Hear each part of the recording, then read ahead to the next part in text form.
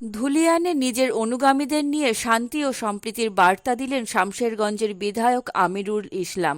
সোমবার তিনি ধুলিয়ানের ৬, ৭, ১৩, ১৪ এবং ১৭ নম্বর ওয়ার্ডে পাড়ায় হেঁটে মাইকিং করতে করতে সম্প্রীতির বার্তা দেন।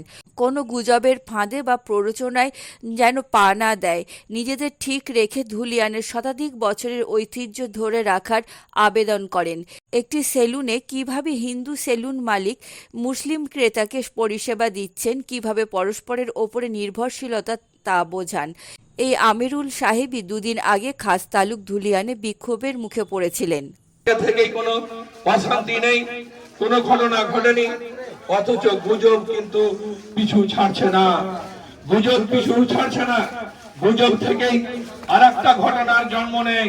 কোনোভাবে গুজবে কান দিবেন না, গুজবে ছড়াবেন না। যারা চক্রান্ত করছে বিভাজন করার, আজকে আমাদের বিভাজন হওয়ার সময় নয়, আজকে আমাদের ঐক্যবদ্ধ হওয়ার সময়। আজকে ঐক্যবদ্ধ হওয়ার সময়।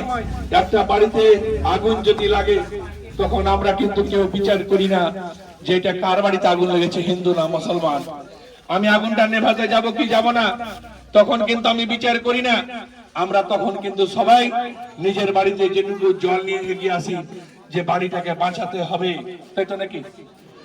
হতে পারে যারা বিভাজন করছে, ষড়যন্ত্র করছে আপনার বাড়িতে, আমার বাড়িতে, সবার বাড়িতে আগুন লাগার জন্য, আজকে সেই বিষয়টা বুঝতে হবে।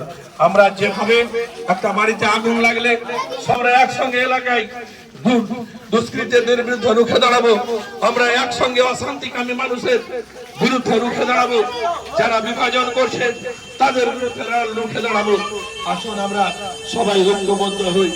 এখন ঐক্যবদ্ধ হওয়ার সময় নয়। ঐক্য চাই, ঐক্য চাই, ঐক্য চাই। হিন্দু মুসলিম, হিন্দু মুসলিম, হিন্দু মুসলিম, বিভেদ নয়, বিভেদ নয়। আসুন আমরা এই স্লোগান নিয়ে রাস্তায় নামি। আসুন আমরা সকলে এই স্লোগান নিয়ে রাস্তায় নামি।